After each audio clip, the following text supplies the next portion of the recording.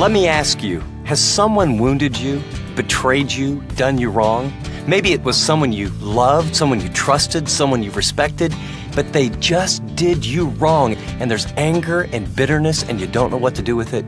If that's where you find yourself today, we're going to talk about how to overcome the evil that's aimed at you. Welcome to this April 30th edition of Living on the Edge with Chip Ingram.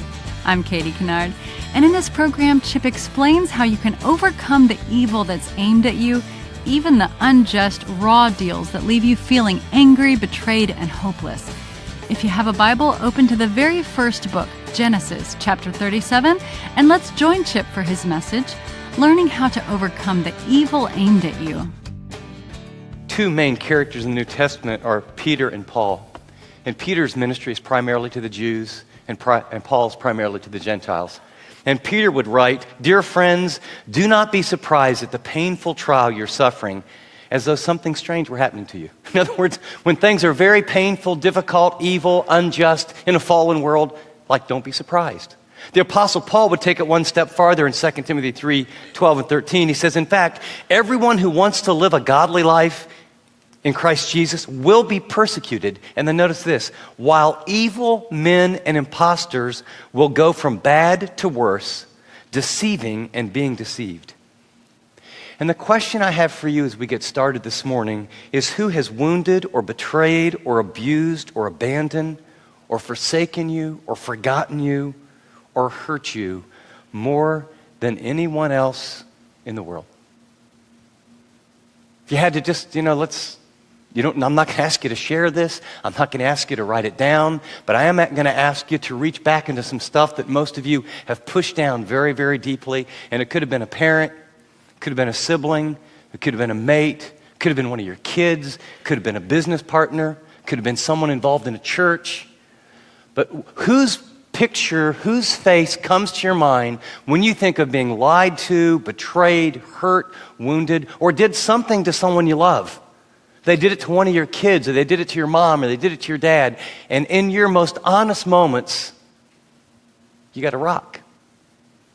And you got a rock of wound. How do we, as R12 Christians, respond and then overcome the evil that's aimed at us? Because everyone has it. You're not alone. But what we tend to do is push it down, go into denial. And then a lot of the issues we have in our lives is because we're walking around with rocks inside our heart, and they weigh us down. And they block our relationship with God. They produce all kind of things inside of us emotionally. I want to look at a man's life who I think endured more injustice, betrayal, evil than anyone that I can find in all of Scripture. And he had a secret, and he responded in such a way that he overcame the evil aimed at him. Joseph's journey reveals how to overcome the evil that is aimed at you and aimed at me. And if you'll open your Bibles to Genesis chapter 37, we begin a story of this amazing guy. He doesn't start out very amazing, however. And if you're familiar with the Bible, you know that a big portion of all of the book of Genesis, chapters 37 all the way through 50, talk about him. The overview, let me tell you the beginning and the ending of his entire story. It's going to start in a pit, and he's going to end in a palace. He's going to start, we're going to learn a little bit about his life. He's got a dysfunctional family. His father shows great favoritism that sets him up for failure. And Joseph has a lot of good responses, but early on, it's going to open up. He's 17 years old. He's the center of attention. He has this special coat that sort of marks him off. His dad shows favoritism. He tattles on his brothers. He's a narcissist. He thinks he's the center of the universe. God gives him a dream, and instead of stewarding it like, wow, that's sort of a holy dream, he blurbs it out and comes to his brother and says, you guys are going to bow down to me someday. And so he has some issues to deal with. But in chapter 37, it says, so Jacob settled in the land of Canaan where his father lived, and this is the history of Jacob's family. When Joseph was 17 years old, he often tended his father's flocks with his half-brothers, the sons of his father's wives, Bilhah and Zilpah. But Joseph reported to his father some of the bad things his brothers were doing, which made him very popular, of course. Now, Jacob loved Joseph more than any of his other children. By the way, that's a recipe for disaster. because Joseph had been born to him at an old age. So one day he gave Joseph a special gift, a beautiful robe. But his brothers hated Joseph because of their father's partiality. They couldn't say a kind word about him. One night, Joseph had a dream. He promptly reported the details to his brothers, causing them to hate him even more. "Listen to this dream," he said. "We were all out in the field, tying bundles of grain, and my bundle stood up, and your bundles all gathered around and bowed down before me." This is like, boy, don't you love your little brother?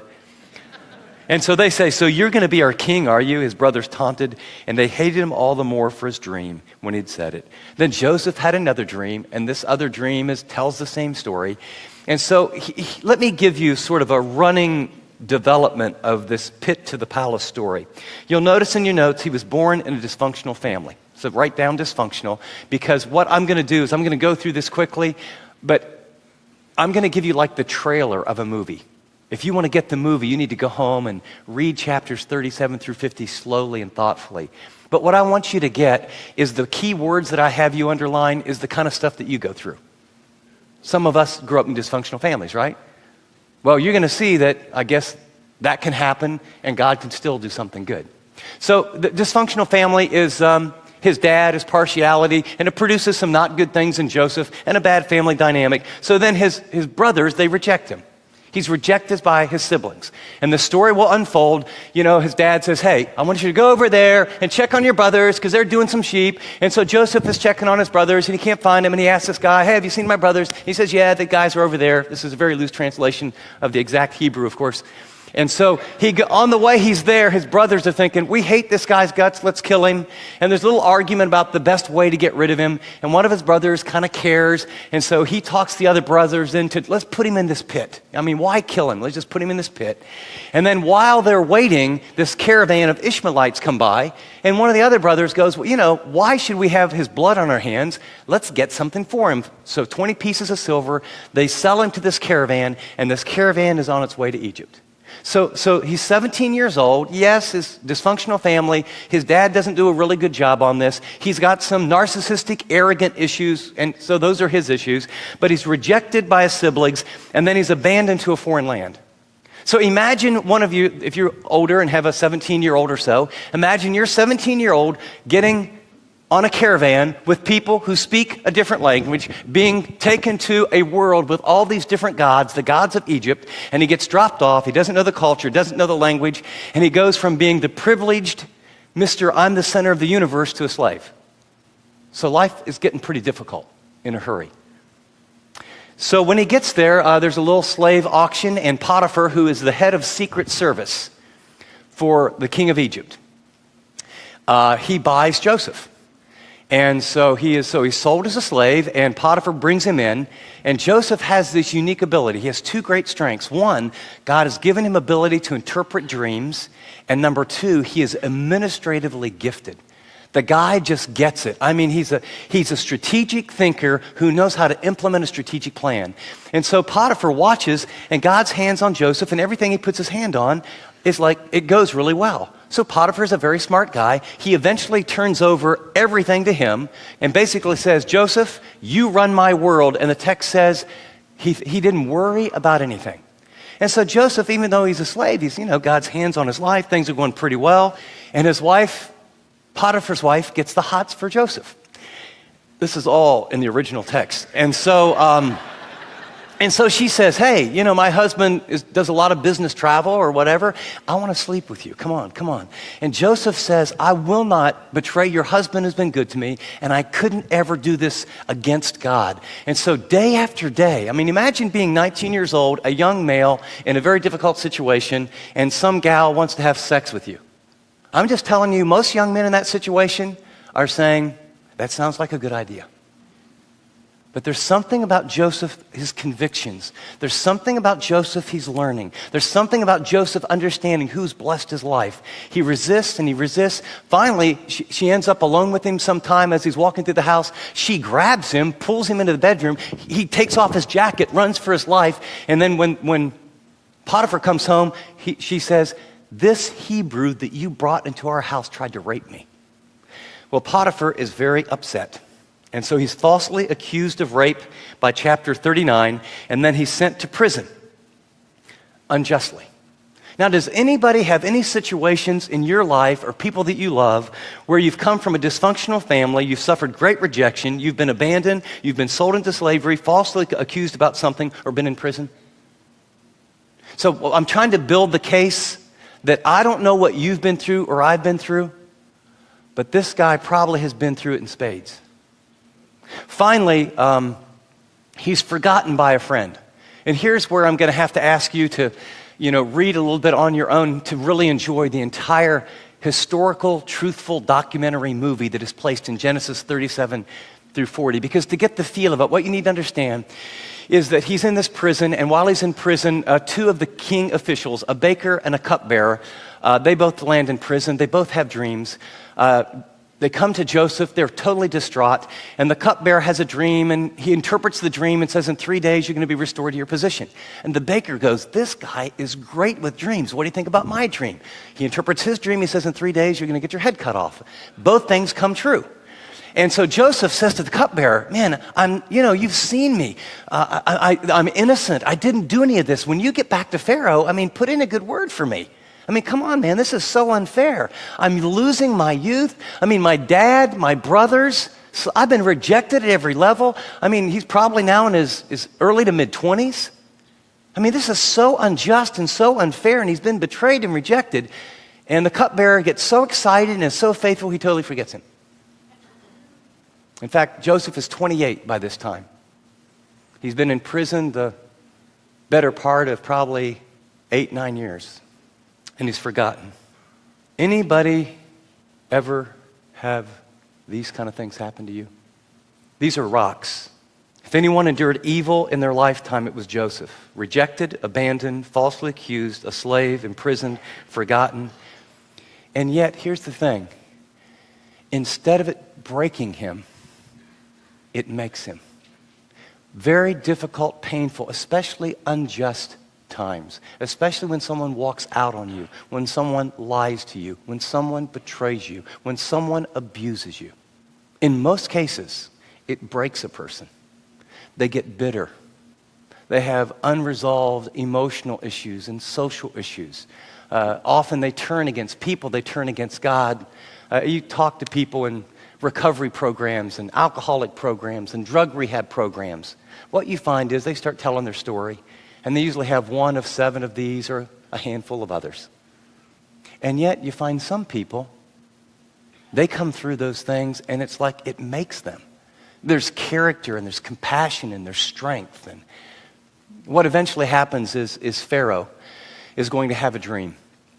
And his magicians can't figure out what the dream's all about. And the cupbearer has a moment of his amnesia goes away. He goes, oh, hey, Pharaoh, because Pharaoh's getting a little angry about no one being able to answer this. And the cupbearer, having been in prison once, I think he's thinking, I think we got a man who can solve this. And he brings Joseph in front of him. They give him a quick shave, literally, the text says. And he comes before Pharaoh. Pharaoh tells him his 2 dreams. Joseph accurately interprets both of the dreams. In fact, but when he does it, something's happened. See, Joseph was arrogant, narcissistic, I'm the center of the world. And now he's got his one window of time to get out of prison. And the Pharaoh says, Joseph, I understand that you can interpret dreams. And he says, actually, Pharaoh, no one can do that. And if you were watching a movie right now, you would say, Joseph, you idiot. This was your chance. Don't say that. Tell him you can do it. And then his next line is, only God can. Now think of that. There's all these gods of Egypt. He says, only the God, Yahweh, my God, only he can reveal these things. So he's got this amazing integrity. And, the Pharaoh's kind of saying, well, my God, my magicians can't pull it off, so tell me. And he interprets both accurately. And then the Pharaoh goes, in light, you have the greatest discernment and wisdom. And he gives the recommendation because the dream is that there's going to be 7 years of bounty followed by 7 years of absolute famine that's going to destroy all the land. And unless the king builds all these storehouses and saves the grain during the bounty years, Egypt and all the nations around them are going to go down the tubes. Well, he appoints Joseph to be second in command. He rules all of Egypt. And that's how the story progresses. A little bit later, what you're going to find is his brothers, because of the famine, won't have any food, and they're going to be ready to die, and they'll, hey, there's food in Egypt, and they will go up to Egypt. And I wish we had time to get through this whole story. And so they come up to Egypt, and as they come to Egypt, they don't recognize Joseph, because now he's in all Egyptian garb. The Pharaoh actually gave him a wife, and then he's had 2 children. And he's the second most powerful person in all the world. And Pharaoh basically saw the same thing as Potiphar. He said, you know what, when this guy runs it, it goes great. Over and over, as you would read it a little bit later this week, this phrase, the Lord was with Joseph, is the theme of his life. In bad times and good times, the Lord was with Joseph. The thing is, when you look at his circumstances, you'd say, I don't think the Lord's with him. If the Lord's with him, how do you end up in prison? If the Lord's with him, how do you get rejected? If the Lord's with him, how come he gets a raw deal? If the Lord's with him, then how come that cupbearer forgets? Joseph, by faith, is going to trust that even though he can't see it in his circumstances, God really is with me. And then notice how he responds. Let me give you an overview of his response. His response to evil, first, he survived. And by the way, when you go through a time like this, sometimes you get an A+ just for surviving. You know, you've been abused. You come home and there's a note on the refrigerator and your mate's walked out, I don't love you anymore. You've been in a business relationship and you realize this good, quote, Christian business person that you've been in with is also a good embezzler, and he's left town and you got all the debt, and then you're just fuming. Joseph learned a new language, he learned a new culture, and he went from being hyper-privileged to being a peasant. He survived. Second thing he did is he thrived. He used his gifts where he was at. He ended up being the head of the prison. Everywhere he goes, he didn't say, well, you know, God's rejected me and the world's rejected me and life isn't fair and I'm a victim and it's so terrible and I'm just going to stay home and watch soap operas and eat chocolates.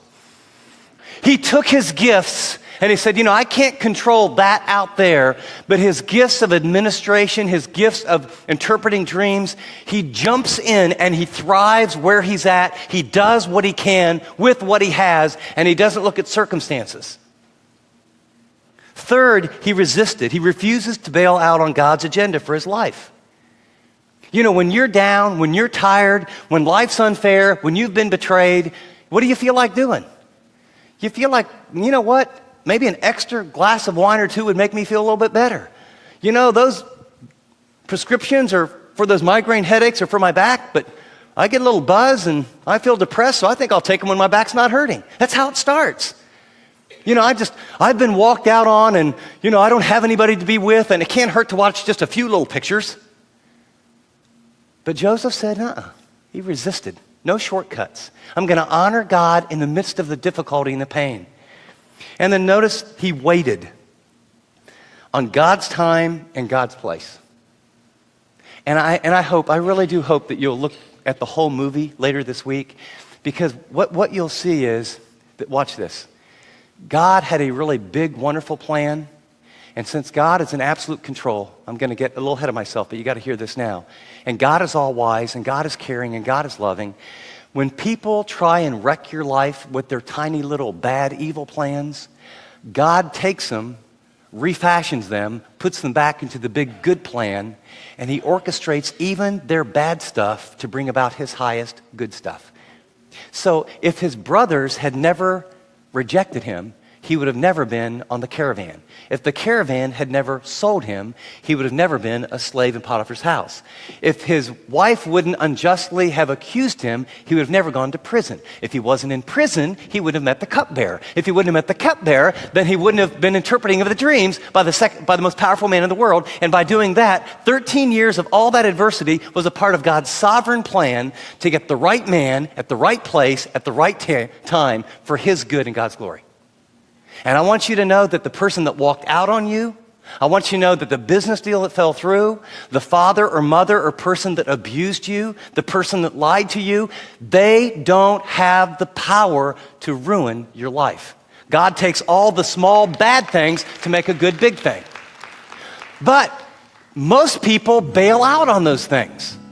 Most people feel like, well, I'm a victim and life is terrible and I deserve to indulge. I deserve to sedate or medicate my pain.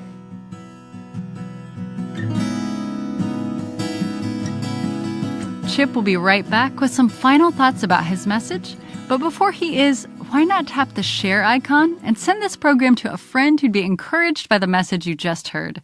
Maybe add a note about why it was helpful. Learning how to overcome the evil aimed at you is from Chip's series, Momentum, How to Ignite Your Faith. From the base camp of Romans 12, Chip leads this Old Testament trek, exploring the lives of some of the most famous men of the Bible. From Abraham and Joseph to Moses and Daniel, Chip helps us appreciate how these men of faith lived out the practicalities of true spirituality. And with continual encouragement, Chip fires the momentum of our own faith journey. Now, Momentum is one of those series you're going to want to keep handy and listen to from time to time because these lessons from Chip are well worth revisiting. For your convenience, you'll find all of the discounted Momentum resources when you tap special offers. Now, here's Chip with a quick thought. Hey, before I come right back and give some application about one of my most favorite characters, talk about someone to learn from, Joseph, I want you to know that today and tomorrow are the very last days on this whole Momentum series. So if you've been listening and thinking to yourself, I would love to dig in, today and tomorrow are the final 2 days. Don't miss out. Well, we have several ways for you to get your arms around all of this Romans 12 Momentum material. The Momentum series resources are currently all discounted. Chip's free message notes for Momentum are online and make a great study guide as you listen or dig in on your own. And finally, all of the series resources for Chip's R12 series, True Spirituality, are also discounted. We believe so strongly in the Romans 12 journey, we wanted to make them as easy as possible for you to get. So for a limited time, the audio, video versions, and the book are all discounted. For specific pricing and ordering information on either True Spirituality or Momentum, just tap Special Offers. Now, here's Chip with some final thoughts about today's teaching. As we close today's program, I want to remind you first and foremost that God has not forgotten you.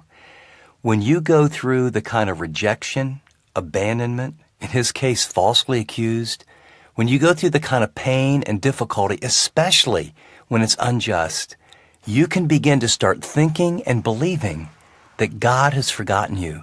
For 13 years, Joseph hung on to the promises of God that he got in that dream because I will tell you what, his circumstances didn't look good. But he survived, he thrived, he resisted, and he waited. So let me encourage you, just where you're at right now, learn to adapt. Use your gifts where you are. Refuse to bail out of God's agenda for your life. And no matter how much it hurts right now, wait for God's time and God's place. He understands, and the one word through all of Joseph's life was this, and the Lord was with Joseph. You know, there's times where you need to walk outside in the midst of your pain and just pour out your heart and cry and talk to the Lord. Tell him how you feel. Tell him how disappointed you are. Tell him what a struggle it is. And then look up at all those stars. And remember the God that made those is in control. And he's all powerful. And he promised, I will never leave you or forsake you. He wants to do something good in you. He wants to comfort you. Guard your heart against resentment and bitterness. Guard your behavior from a quick fix that will make you feel good now, and you'll pay great consequences later. Let me encourage you, hang on to the promises of God, regardless of how you feel. And God's promise is this, he will work it for your good. Don't give in. Don't give up. Trust him. He will be faithful. As we wrap up this program, let me ask you a favor. If Chip's teaching's been helpful, would you go to the App Store or Google Play and rate the Chip Ingram app? Even better, would you add a comment about how listening to Living on the Edge has made a difference in your life? We'd love for others to listen too. Well, until next time, this is Katie Kennard saying thanks for listening to this edition of Living on the Edge.